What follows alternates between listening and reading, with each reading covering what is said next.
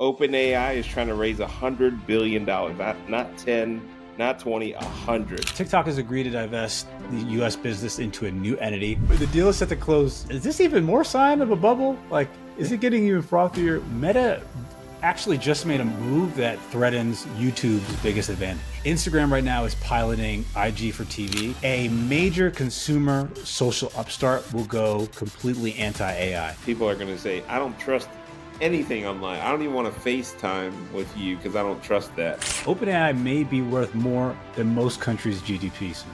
They have committed to spending trillions of dollars in long-time AI spend. Where does the rest come from? All right, we're back. Rush Hour podcast this week. We got 3 things that happened that should make you pay attention. I'm TW. This is Justin. We're 2 non-technical guys in tech with 30 plus years of experience giving you the latest news. And this week, OpenAI is trying to raise $100 billion, not 10, not 20, 100. TikTok, after years of threats, bans, political banter, finally has a deal. And Meta just quietly decided Instagram needs a separate app to do all the short form content. Is that we're doing that again? I feel like we've heard that. And we'll also end with predictions for 2026. Believe it or not, we've been doing this all year, so it's kind of exciting to think what's ahead. Anyways, let's start with OpenAI. Justin, what happened there? Yeah, so it's kind of crazy news. OpenAI may be worth more than most countries' GDP soon. They're reportedly in talks to raise up to $100 billion at a valuation as high as $830 billion, which would make it one of the most valuable private companies ever. So they're looking to close it by the end of Q1 of next year, trying to include some sovereign wealth funds. Of course, folks, sovereign wealth funds are always chomping at the bit to get into these deals, and those are the people who have a ton of capital. And this funding really comes at an important time for OpenAI as they have committed to spending trillions of dollars in long-time AI spend, the circular nature of all these deals with them and the Oracles of the world and the Amazons, et cetera. Who knows where any of that is going to go?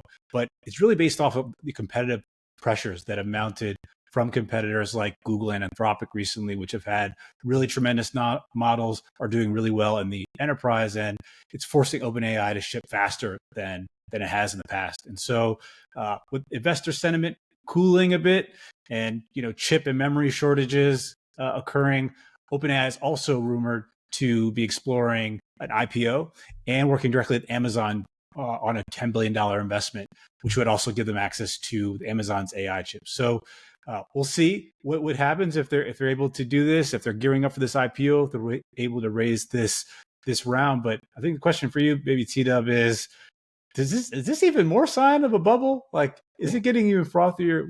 How are you feeling about this It news? does feel like that. It's like that's just so much money, and it's hard to wrap your head around what the ask is, but also when you hear, oh, they're going to spend trillions, well, this is not going to cover that. So where does the rest come from? Like, this is just the start. It's just a pool of money that a pit of money that everyone's just going to have to throw into and invest to make AI, the thing of the future, and we're kind of forcing it down everyone's throats with these investments. I don't know. It seems that way, right? And once you have every big company and every big personality throwing in basically all the eggs in this basket of AI, you're kind of forcing the hand. This thing has to work now, right? Yeah, I think so. I think so much of the U.S. economy and our bets on kind of maintaining positive traction and stock market, everything else is so tied up into this single company and bets. I tried. It is a little nerve wracking. It feels like every 2 weeks, and we talk about this on the pod a lot. It's either some new technological innovation or some new crazy funding round, and it's like, is this going to work or not? But I think that these type of investments have to be made in order for us to have the infrastructure and platforms for the solutions of the future. I mean, it may be that OpenAI kind of wins in the space over time, but maybe not. But we still need the bets in the data centers and the infrastructure and everything else. So I think this is just these companies have a tremendous amount of data, and so they aren't going to make. I don't think they're going to make erroneous bets. I think they're betting on the long-term play that's here, and that consumer behavior will change, and that AI will be as ubiquitous as energy, as electricity, and this will be the kind of even bigger than the internet. So if that is all true, then I think it could make sense. I think it makes sense in the long term. Short term, definitely makes me, my I stomach mean, getting nuts. yeah, or is this the new railroads? Like we're building out, we're spending all this money on railroads, and then cars come along, and you just don't really do them anymore. So, but hard to tell, right? The future is the future. We don't know it, so we'll see. Seems like the right thing though. Everyone's putting their eggs in this AI basket, and it's proving to be formidable to say the least. Definitely. I think the biggest All right, outstanding next question. TikTok. Oh yeah, I was just going to say maybe quickly the biggest outstanding question in my mind is like, of people using these platforms, do the models basically kind of revert to a mean? Does everything become commoditized and then it doesn't necessarily matter what you're using? OpenAI or DeepSeek, that's something that we'll have to see play out. But there has to, I think they're betting a lot on kind of like the brand and traction that they already have within the consumer markets. Yeah, it makes sense. Everyone's sort of battling the same monster that is the infrastructure of AI. We'll see how it all plays out. I'm curious as well. Like, does it seem like we're gonna have Tesla having some infrastructure, Google, Amazon, and OpenAI, like Apple, like everyone's gonna have these massive infrastructures? It seems like overkill. So, but we'll see. We'll see. The last one, TikTok. Sorry, I jumped ahead earlier. What's No, the latest on that? I hear news, but I don't really understand it. What's happening? yeah. So the TikTok deal is finally closed, and the acquirers aren't maybe quite what you'd expect. So TikTok has agreed to divest the U.S. business into a new entity. It's called TikTok USDS Joint Ventures LLC. Okay. Kind of long. The deal is set to close, finally after all the back and forth and all the time in the headlines. Finally set to close in January 22nd, according to TikTok's CEO. So Oracle, Silver Lake, and MGX, which is an Abu Dhabi-based company, will collectively own 45% of the U.S. entity.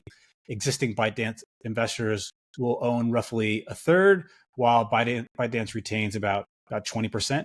And the U.S. joint venture will own all of the U.S. Data. They'll be responsible for algorithm security, content moderation, and software assurance. And TikTok's recommendation algorithm, this is an interesting piece, will be retrained on just U.S. user data. Oracle will continue to act as the trusted security partner, and the deal values TikTok US at roughly $14 billion. So, I think short term, okay, this deal has finally gotten done. I don't think much is going to change in terms of user experience, but longer term, it's kind of interesting. This could be, Elon acquires, Twitter turns it into X, and a blue sky type of platform emerges. We'll see if something similar happens here. But do you think that this will have like a major impact on, consumers who are on the platform and what they use, or is this kind of a nothing burger? It's hard to tell, right? I mean, it sounds like they're going to separate it out, so that means maybe the experience and the data won't flow as seamless as it does today, or maybe not. It's hard. It's kind of hard to tell. I think it's all dependent on the user experience. If things start to feel different, kind of like when X, from Twitter to X, and you started seeing much wilder things on your timeline, and people started losing confidence in it. I feel like if this happens with TikTok, it's going to be not great, right? People are going to Yeah, bail, try to find something else. If because at least my TikTok, I don't use it as that much, but I use it enough where it's like my little bubble that has all the content that I like and all the recent things that I've looked at. If that goes away, like what benefit do I have of using TikTok? So it is no, pretty tenuous situation for them. They got to nail it. yeah, I agree. I think they have to nail it, and I think that consumers generally and people on these platforms, they really value authenticity, and I think Right. people are looking for kind of, you know they want to make sure they're on platforms that are not being censored, and if they feel like that's going to happen, I think it definitely opens up the opportunity for people to move over to different platforms.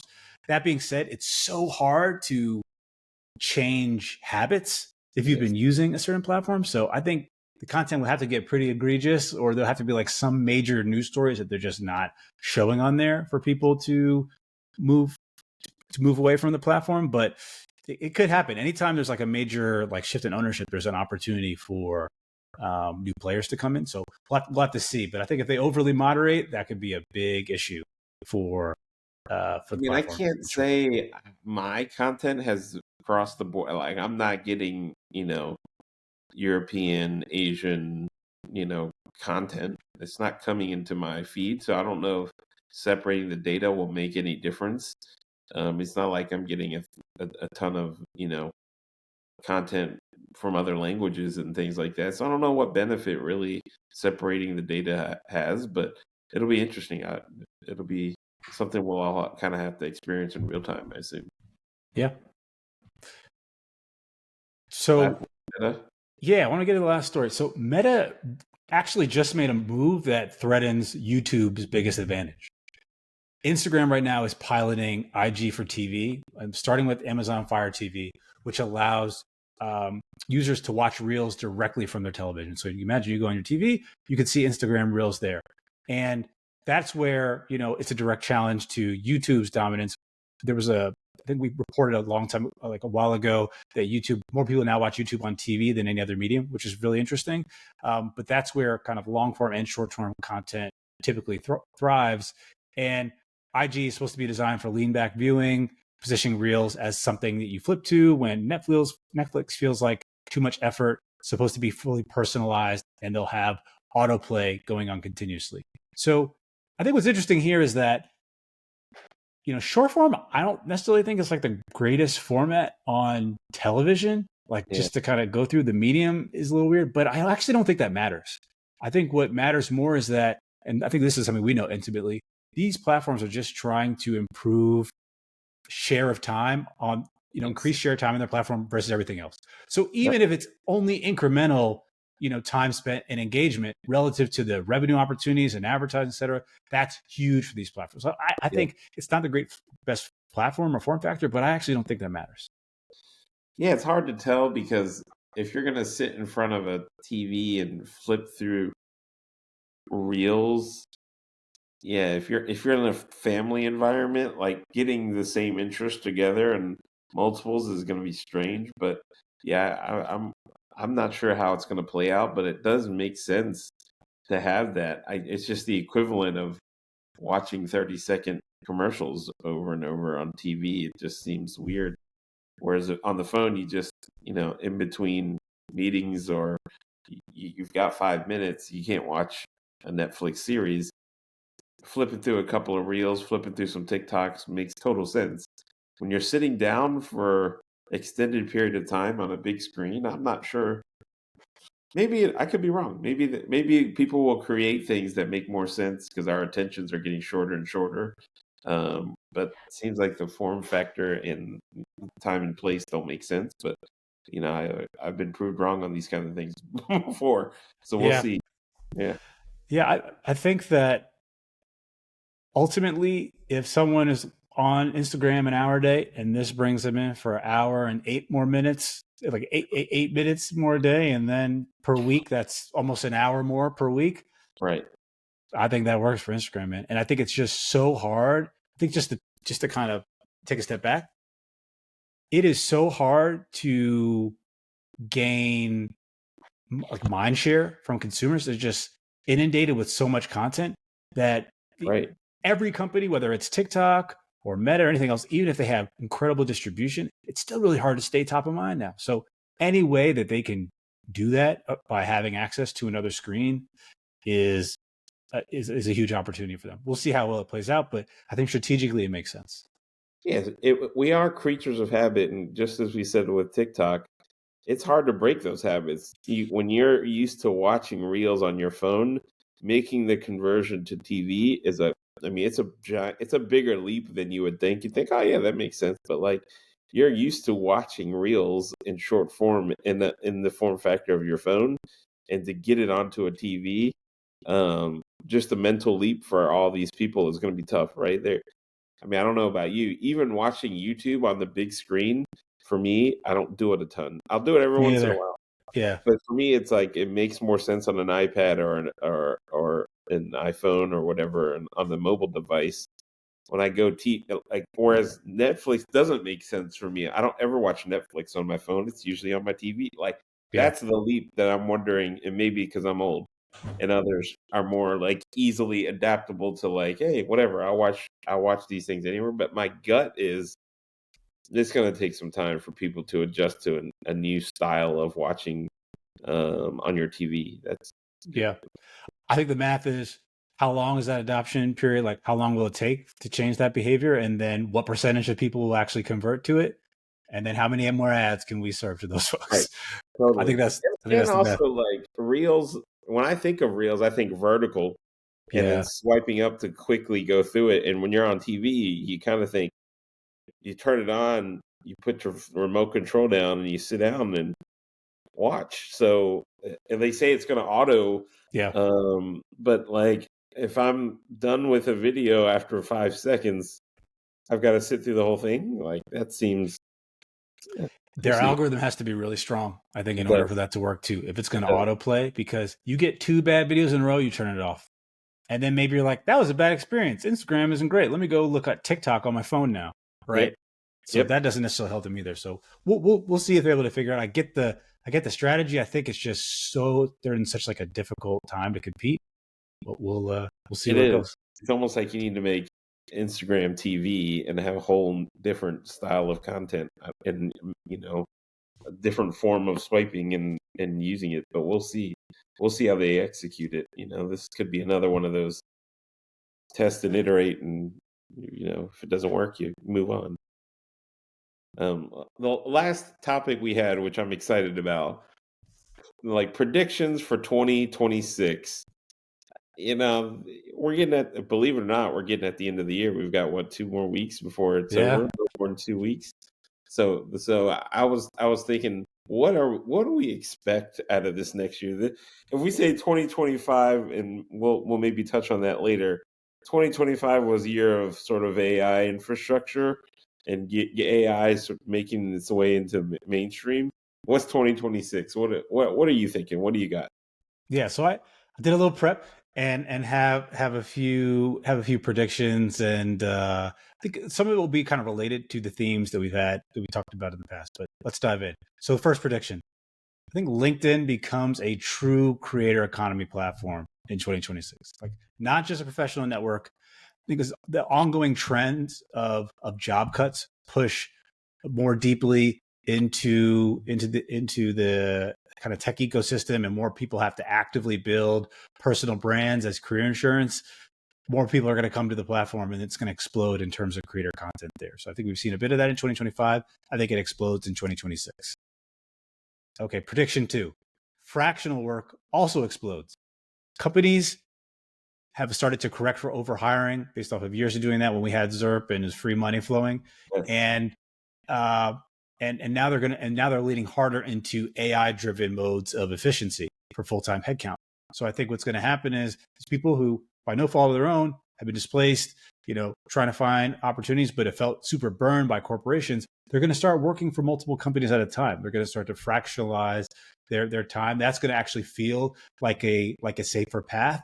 And so more and more people, I think a lot more people are going to come into that space. And I think platforms that enable those people to find opportunities within either startups, small businesses, et cetera, will also do really well. And you'll still have to see those emerge.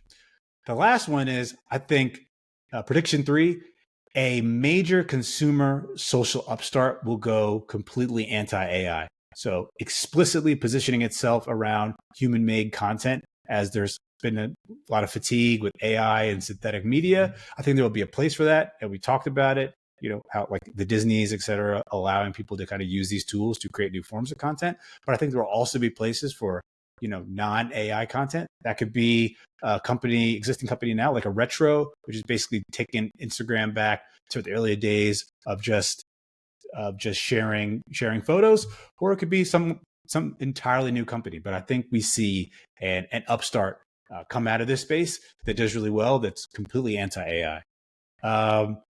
What do you before we jump into your predictions? Which one of those resonate or not? Or curious? I mean, it seems like the fractional work piece makes total sense. It's kind of like the gig economy moving up to the next, middle management, right? Like Yeah. before it was like, all right, now I'm going to start Airbnb my home, and I'm going to start uh, Uber driving, and I'm going to start doing these thumbtack jobs for here and there. And it seems like the next step of that is sort of like the managerial, operational, business roles, tech roles, all kinds of things now becoming easier to pick up, and for companies to kind of be like how people, I'm going to go on Thumbtack and hire somebody to fix my sink. Companies are not going to be like, all right, I need a marketing campaign. I'm just going to go hire somebody for a quick thing, go in some sort of app system and find them. That seems very doable and Yeah. likely, right? Like I do like that one a lot. Now, how people find it and references and all that is still to be. That seems like where maybe your two LinkedIn versus fractional become one. Yeah. Where you go on LinkedIn and you find creators that can kind of convince you to hire them for a job. I don't know, just riffing off top. Seems I like them. Those are great. It's I think cool. my prediction kind of lines up with your last one. My first, I think offline, the counter, there's always a counter to culture, right? And I feel like the offline becoming the new online is going to be a real thing. I think there's going to be some kind of event that happens that develops even more mistrust than ever, and more, AI, blaming AI and slop and this and that. And I think there's gonna be a chunk of people that say, you know what, I'm done with this, and I want to break. I'm moving all of my entertainment and all of my uh, sort of values to real offline things, meaning Broadway show, like going back to really like watching real people. I'm talking Broadway shows. I'm talking live sporting events. I'm talking meeting people at restaurant, like more of that, meeting people in places with no phones. Those kinds of things. I feel like there's going to be a subculture that really builds in 26 that happens. I think that's going to be a real thing. People are going to say, I don't trust anything online. I don't even want to FaceTime with you because I don't trust that. I want to meet you in person, even for little things. I want to do, have a meal, have a coffee, do all those things in real life. Kind of the anti-Zoom of the last 5 years that we've been in. So I'm thinking that will happen. And then the other one is, with all these incredible tools, small time creators becoming big time in terms of them creating, instead of these little vlogs or unboxings. I think they're going to have the tools and the wherewithal to create sort of motion picture level content. And I think they're going to, coming off of YouTube and TikTok and into Netflix and into movie theaters and into these Broadway shows and real things. I think that's going to be a real possibility, and not just small time creators. I think small companies are also going to be like, you know what? I have a story to tell about my company, and I'm not going to hire somebody. I'm just going to do it myself. And I think a lot more people are going to come out and I think have, obviously with the help of AI and a lot of these tools, have really high level. I'm talking like Emmy, Golden Globe level production from someone who you'd be shocked. I think that is happening this year, and those are kind of my two big predictions. We'll see. What do you think?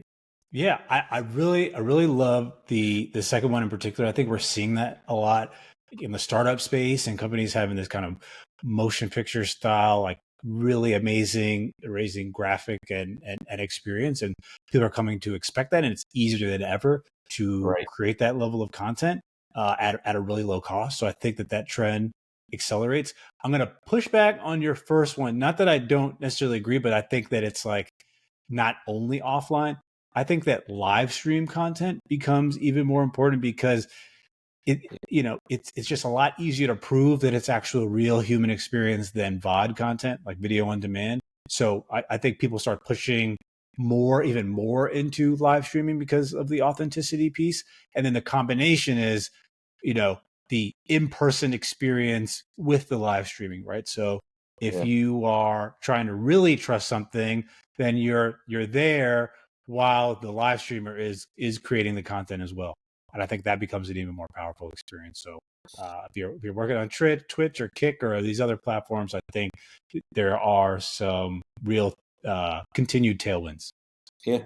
Yeah. And then live shopping too, right? Like malls are dead. There's got to be some form of shopping that comes back, right? Like at Yeah. the end of the day, we are all consumers. So I think the malls could become like in Asia. You know how they have those huge warehouses where they have people like doing live, like doing yeah. TikTok shop and live streams, and they just able to rent out a space. I think malls could become transformed into spaces like that in the U.S., which could be really interesting.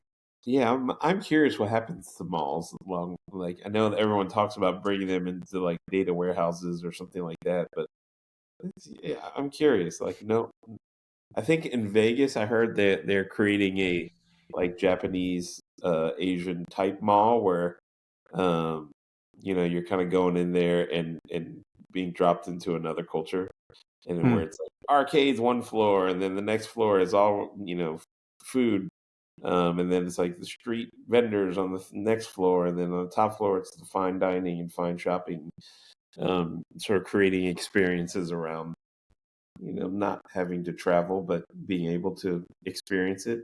Yep. So, yeah, we'll see. I'm curious where we go, but I Yeah, I think love that experiential piece. I yeah, think to your first point, like people are going to be craving that intimate human connection, and those spaces already exist and they're underutilized. So it's a lot of creativity. I will say the one thing that I found is on watching stuff on TikTok and Instagram, it just totally ruins the experience. It's like great for discovery, but at Mm-hmm. the same time, when you get there and you do it in real life, you're like, I kind of have already experienced this because I saw it online, and like the element of I don't know if it's surprise. I don't know. I just again, it's probably because I'm old, but like looking things up and like, all right, I want to go do these things, and I'm going to see these things, and I'm going to look at reviews, and it's like, hold on. When I get there, I'm like, I've seen this already. Well, in my research to do them, I've experienced it, and it kind of is hard to live up to. Maybe like going to see the pyramids or something like that is hard to replicate, but like if you're going to LA and you're going to eat some restaurants and you look them up and you do the thing and then you actually get there, it's kind of like I don't know. Maybe I'm wrong. I think there's an insight there. I think the insight is because you can kind of, the quality of the editing and this video content and the way people are able to shoot just like everyday people, you feel like you can have more of that experience, especially like Right. within a retail context. Brands have to understand that and figure out how do they add more aspects of novelty to that experience that make it, you A know, little real. a little different than what you could just, view online. And I think across all types of touch points, Yeah. companies and startups and everything are going to have to do that. Yep. All right. Until next week, appreciate your time. Until next week, brother. We'll talk soon. Talk soon.